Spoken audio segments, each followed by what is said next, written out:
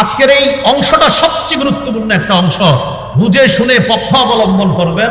কোন অন্যায়ের পক্ষপাতিত্ব যদি করেন তো আল্লাহর সামনে দাঁড়ানোর জন্য তৈরি থাকেন। আমি আল্লাহর কসম করে বলছি, অন্যায়ের পক্ষ অবলম্বন যদি করেন তো আল্লাহর সামনে দাঁড়ানোর জন্য তৈরি থাকেন। প্রিয় মুসলমান ভাইয়েরা, আমাদের দেশের সামনে একটা সময় আসতেছে, আপনি বুঝে শুনে পক্ষ অবলম্বন করবেন। আপনি কাকে সমর্থন করতেছেন, কার সাপোর্ট করতেছেন, এটা আল্লাহ দেখতেছে। আপনি যদি জেনে শুনে অন্যায়ের পক্ষপাতিত্ব করেন শুধু এই কারণে যে আপনার দাদা করছে আর আপনার বাপ করছে, এই কারণে আপনিও করতেছেন, কিয়ামতের মাঠে আল্লাহর সামনে দাঁড়ানোর জন্য তৈরি হন। অন্যায়ের পক্ষপাতিত্ব করা খেয়ানত। সূরা নিসা 103 নম্বর আয়াতে আল্লাহ বলেন, ওয়ালা তাকুন লিল খাইনিনা খাসিমা, নবী খেয়ানতকারীদের পক্ষ অবলম্বনকারী আপনি হবেন না।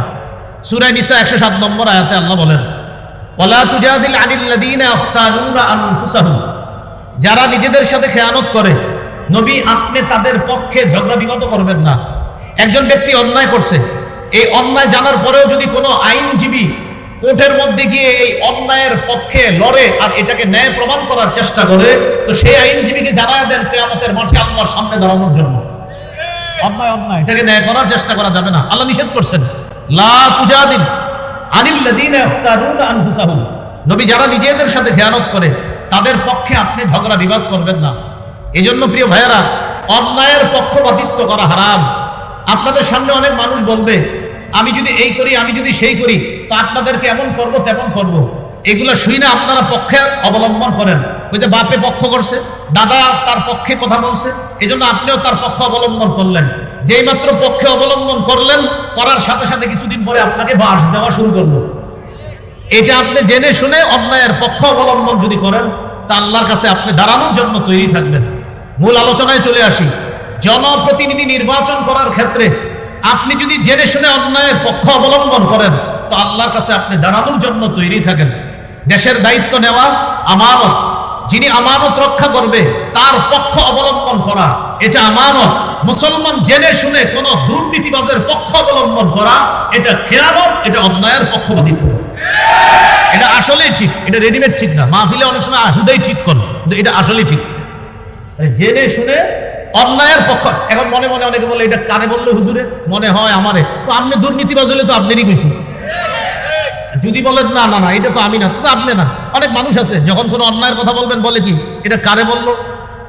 তো আপনি দুর্নীতিবাজ? হ্যাঁ, তো আপনারই বলছে। হুজুর সুদের ওয়াজ করার পর বের হয়, গত 6 বছর তো আপনার বয়ান সুন্দরী ছিল, আজকে হঠাৎ সুদের ওয়াজ করা কি দরকার ছিল? তো হুজুর জিজ্ঞাসা করে, আপনি সুদ খান? হয় না, কি বলেন, মাঝে মাঝে একটু ছোট কিস্তি দিই। তো ওয়াজ তো আপনারই করা হয়েছে। এই জন্য আমাদের সমাজে যে যেই অপরাধে আছে, ওই অপরাধের ওয়াজ করলে এটা তার গায়ে লেগে যায় এবং সে ওই অপরাধের পক্ষ অবলম্বন করে ভালো মানুষের উপর আক্রমণ চালানোর চেষ্টা করে। এই জন্য অপরাধ কেউ নিজের ঘাড়ে নিবেন না। আজকের এই অংশটা সবচেয়ে গুরুত্বপূর্ণ একটা অংশ। বুঝে শুনে পক্ষ অবলম্বন করবেন। কোন অন্যায়ের পক্ষপাতিত্ব যদি করেন তো আল্লাহর সামনে দাঁড়ানোর জন্য তৈরি থাকেন। আমি আল্লাহর কসম করে বলছি, অন্যায়ের পক্ষ অবলম্বন যদি করেন তো আল্লাহর সামনে দাঁড়ানোর জন্য তৈরি থাকেন। আল্লাহ আমাদেরকে কথাগুলো বুঝার তৌফিক দান করেন। ভুল পরামর্শ দেওয়া খেয়ানত। আবু দাউদের হাদিস 3657 নম্বর হাদিস। এই হাদিসের মধ্যে আসছে, মান আশারা আলা আখিহি বিআমরিন ইয়ালামু আন্না রুশদা ফি গায়রিহি ফাকাদ খানা। কেউ যদি কোনো ব্যক্তিকে এমন বিষয়ে পরামর্শ দেয়, সে জানে এটা সঠিক পরামর্শ না, আমি ওনাকে একটা পরামর্শ দিলাম, আমি জানি পরামর্শটা সঠিক না, ইচ্ছা করেই দিছি উল্টা পরামর্শ, রাসূল বলেন এটা খেয়ানত করলাম। ভুল পরামর্শ দেওয়া খেয়ানত। এবার আরেকটা অংশ আসছে, এটা আমার সাথে বলেন। অযোগ্য ব্যক্তিকে যোগ্যতার আসনে বসানো, অযোগ্য ব্যক্তিকে নেতৃত্ব দেওয়া আমানতের খেয়ানত। আবার অযোগ্য ব্যক্তিকে নেতৃত্ব দেওয়া আমানতের খেয়ানত। সহিহ মুসলিমের হাদিস 1825 নম্বর হাদিস, কিতাবুল ইমারাহ, বাবু কারাহাতিল ইমারাহ মিন গায়রি যুরুরা। এই অধ্যায়ে ইমাম মুসলিম রাহমাতুল্লাহ আলাইহি একটা হাদিস আনছেন। নবীজির একজন সাহাবী নাম আবু যর, তিনি নবীজির একদিন বলে, আল্লাহ তাস্তামিলুনি, হুজুর আপনি অনেককে প্রাদেশিক গভর্নর বানান, আমাকে আপনি গভর্নর বানাইতে পারেন না? এক সাহাবী নবীজিরে বললেন, হুজুর আপনি আমাকে গভর্নর বানাইতে পারেন না? নবীজি বললেন, ইয়া আবাদার ইন্নাকা দাঈফ, আবু যর তুমি দুর্বল মানুষ, তুমি পারবা না এত বড় দায়িত্ব পালন করতে। ইন্নাহা আমানা, গভর্নরের পদ এটা আমানত। ওয়া ইন্নাহা ইয়াউমাল কিয়ামাতি খিজিয়ুন ওয়া নাদামা, এই আমানতের খেয়ানত যে করবে কিয়ামতের ময়দানে এটা লাঞ্ছিত হওয়ার কারণ হবে, এটা অপদস্থ আর অপমানিত হওয়ার কারণ হবে। নবীজি কি বুঝাইতে চাইলেন? গভর্নরের পদে অধিষ্ঠিত হওয়া, রাষ্ট্রের কোন দায়িত্বের জায়গায় বসে আপনি যদি আমানতের খেয়ানত করেন, খিজিয়ুন, কিয়ামতের ময়দানে লাঞ্ছিত হবেন, অনাদামা, অনুতপ্ত হবেন। তো নবীজি তার সাহাবী আবু যরকে বললেন, আবু যর, তুমি দুর্বল মানুষ, তুমি এই দায়িত্ব নিয়ে এটা সুচারুরূপে পালন করতে পারবা না। ইল্লা মান আখাযাহা বিহাক্কিহা ওয়া আদ্দাল্লাযী আলাইহি ফিহা, যেই ব্যক্তি দেশের দায়িত্ব নেওয়ার পর আমানত যথাযথভাবে পালন করতে পারবে, রাস্তা করে দেওয়ার কথা বলে, রডের কথা বলে যারা রডেই দিবে, বাঁশ না দিবে, এই ব্যক্তি কিয়ামতের ময়দানে লাঞ্ছিত হবে না, বরং আরশের ছায়াতলে 7 ব্যক্তিকে আল্লাহ জায়গা দিবে, এর মধ্যে এই ব্যক্তিকেও আল্লাহ অন্তর্ভুক্ত। তাহলে কি শিখলাম? গভর্নরের দায়িত্ব, দেশের দায়িত্ব, এলাকার দায়িত্ব, ওয়ার্ডের দায়িত্ব, এগুলো আমানত। এই দায়িত্বের যদি একটু উল্টাপাল্টা হয়, কিয়ামতের ময়দানে লাঞ্ছিত হতে হবে, অপমানিত হতে হবে। আল্লাহ হেফাজত করেন। মিথ্যা কথা বলা এটা খেয়ানত। রাসূলুল্লাহ সাল্লাল্লাহু আলাইহি সাল্লাম বলেন, কাবুরাত খিয়ানাতান তুহাদ্দিসু হাদিসান হুয়া লাকা মুসাদ্দিকুন ওয়া আনতা বিহি কাযিব। মন দিয়ে শুনেন, নবীজি বলেন এটা কত বড় খেয়ানত। তুমি মানুষের সামনে যা বলতেছো, মানুষ ভাবতেছে হ্যাঁ এটাই সত্য কথা, কিন্তু তুমি জানো এটা মিথ্যা কথা। আবার দেখেন, নবী বলেন এটা কত বড় খেয়ানত, তুমি যা বলতেছো মানুষ মনে করে এটাই সত্যি কথা, তো আসলে এটা মিথ্যা কথা। আল্লাহ নবী বলেন এটা অনেক বড় খেয়ানত। যেমন আমি আপনাদের সামনে বসে বলতেছি আমি এই, আমি সেই, আমি এটা করেছি, আমি সেটা করেছি, আমি এই করব, আমি সেই করব। গতবার আমাকে আপনারা পান নাই, এজন্য আপনারা অনেক সমস্যায় ছিলেন, এগুলো আপনাদেরকে বুঝাইতেছি, আপনারা এমন করতেছেন, মাথা নাড়াইতেছেন, হ হ হ আসলে ঠিক, আসলে ঠিক না, আমি মনে মনে জানি এখন খালি আপনাদেরকে বুঝাইতেছি আসলে ঠিক, একটু পরে বুঝাবো আসলে কোনটা। তো নবী বলেন তুমি এমন কথা মানুষকে বলো আর মানুষ মাথা নাড়ায় বুঝায় যে তুমি সত্য বলতেছো, তো তুমি জানো যে তুমি মিথ্যা বলতেছো। নবী বলেন এটা কত বড় খেয়ানত, তুমি যে মানুষকে বলো যেটা মানুষ মনে করে সত্য, আসলে তুমি বলতেছো মিথ্যা কথা। তাহলে এটা সবচেয়ে বড় একটা খেয়ানত। স্বামী স্ত্রীর গোপন কথা বাহিরে বলা, এটা খেয়ানত। সহিহ মুসলিমের হাদিস 1437 নম্বর হাদিস, রাসূলুল্লাহ সাল্লাল্লাহু আলাইহি সাল্লাম বলেন, ইন্না মিন আ'যামিল আমানাহ ইয়াউমাল কিয়ামাহ আর-রাজুলু ইউফজি ইলাল মারআ ওয়া তুফজি ইলাইহি। কোন স্বামী তার স্ত্রীর সাথে আর স্ত্রী তার স্বামীর সাথে আল্লাহ প্রদত্ত বৈধ সম্পর্ক স্থাপন করেছে, করার পর সুম্মা ইয়ানশুরু সিররাহা, এই স্বামী তার বন্ধুদের কাছে তাদের গোপন কথা বলে বেড়ায়, আর এই স্ত্রী তার বান্ধবীদের কাছে তাদের গোপন কথা বলে বেড়ায়। এটা কত লজ্জাজনক বিষয়। বিয়ে হয়েছে, নতুন বাসর হয়েছে, বন্ধুরা বন্ধুকে জিজ্ঞাসা করে ভাবির কি খবর, আর বান্ধবীরা ওই বান্ধবীকে জিজ্ঞাসা করে ভাইয়ের কি খবর। এবার বান্ধবী ভাইয়ের সবকিছু বলতে থাকে, আর বন্ধু তার স্ত্রীর সবকিছু বলতে থাকে। নবী বলেন কিয়ামতের ময়দানে আল্লাহর কাছে তুমি সবচেয়ে বড় খেয়ানতকারী হিসাবে গণ্য হবে। সাবধান, নিজেদের গোপন কথা বন্ধুদের কাছে না বলা, এগুলো অন্যায়। এগুলো বর্তমান জেনারেশন যারা ইয়াং নতুন বিয়ে করে, সে তার স্ত্রীর সব কথা বন্ধুদের কাছে বলে বেড়ায়, এটা ঠিক না, এটা অন্যায়। আল্লাহ আমাদেরকে হেফাজত করেন।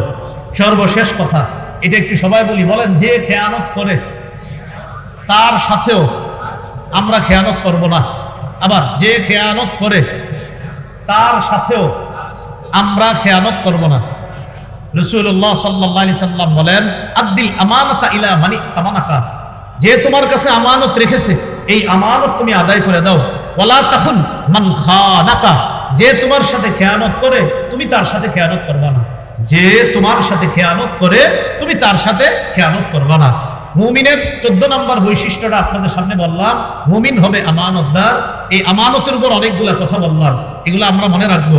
কুফর করা সবচেয়ে বড় খেয়ানতের একটা, অঙ্গ প্রত্যঙ্গ দিয়ে পাপ করা এটা খেয়ানত, চোখ চুরি করে হারামের দিকে দেখা এটা খেয়ানত, লজ্জাস্থান এটা আমানত, হাত আমানত, পেট আমানত, পা আমানত, কান আমানত, চোখ আমানত, এগুলা দিয়ে গুনাহ করা এটা খেয়ানত, ওয়াদা ভঙ্গ করা এটা খেয়ানত, অন্যায়ের পক্ষপাতিত্ব করা এটা খেয়ানত, অযোগ্য ব্যক্তিকে নেতৃত্বের আসনে বসিয়ে দেওয়া এটা খেয়ানত, কোন ব্যক্তিকে ভুল পরামর্শ দেওয়া এটা খেয়ানত, মিথ্যা কথা বলা এটা খেয়ানত, স্বামী স্ত্রীর গোপন কথা বাহিরে বলা এটা খেয়ানত। সর্বশেষ আরেকটা কথা আছে, সেটা হলো মজলিসের কোনো গোপন কথা এটা আমানত, এটা বাহিরে বলা খেয়ানত।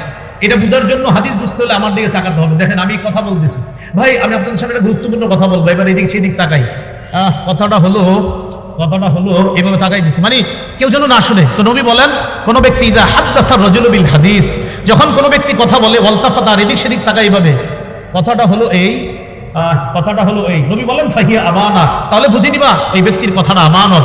তিনি চাইতেছে এই কথাটা বাহিরে না যাক, শুধু তোমরাই শোনো। নবী কি সুন্দরভাবে ইসলাম শিখাইতেছে। শোনো, যখন মসজিদে কেউ এদিক সেদিক তাকায় কথা বলে, ভাই তোমাদের কাছে একটা গুরুত্বপূর্ণ কথা বলবো, কথাটা কিভাবে বলি, কথাটা হলো এইভাবে তাকায় কথাটা বলে, নবী বলেন ফাহিয়া আমানা, এটা আমানত, এটা তুমি বাহিরে বলবা না। তবে নবী বলে দিয়েছেন আল মাজালিসু বিল আমানা, দুনিয়ার সব মজলিস আমানত ইল্লা সালাসাতা মাজালিস, 3 ধরনের মজলিস আমানত না। 1 নাম্বার সাফকু দামিন হারামিন, যেই মজলিসে কোনো ব্যক্তিকে অন্যায়ভাবে হত্যার পরামর্শ করা হয়, এটা আমানত না। এটা আপনি বলে দিবেন বাহিরে, কোন মজলিসে গোপনে পরামর্শ হইতেছে একজনকে হত্যা করবে, আপনি কোনোভাবে শুনে ফেলছেন, বলে দিবেন। 2 নাম্বার আও ফারজুন হারামুন, কোন মজলিসে গোপনে পরামর্শ হচ্ছে একজন নারীর সম্মানহানি করা হবে, একজন নারীর সাথে অবৈধ কোনো সম্পর্ক স্থাপন করা হবে, এই আলোচনা হচ্ছে, এইগুলো আপনি বাইরে গিয়ে বলে দিবেন। 3 নাম্বার আও ইততিতাউ মালিন বিগাইরি হাক্কিন, মজলিসে গোপনে পরামর্শ হচ্ছে ডাকাতি করবে, ছিনতাই করবে, চুরি করবে, আলোচনা হইতেছে, শোনো ডাকাতিটা এইভাবে করবো, তুমি ওই মাথায় থাকবা, আমি ওই মাথায়, অমুকে ওই মাথায়, এইভাবে ডাকাতির প্ল্যান হচ্ছে, আপনি এটা শুনে ফেলছেন, নবী বলেন এটা আমানত না, এটা তুমি বাহিরে গিয়ে বলে দিবা। তাহলে এখান থেকে বুঝলাম অন্যায় কোনো কথা মজলিসের মধ্যে হওয়া, যেটা মুসলমানের হক নষ্ট করা হয়, সেই কথা বাহিরে বলে দেওয়া, এটা খেয়ানত হবে না, এটা আমানতের খেয়ানত হবে না। আল্লাহ আমাদের সকলকে যে কথাগুলো বললাম মনে রাখার তৌফিক দান করেন।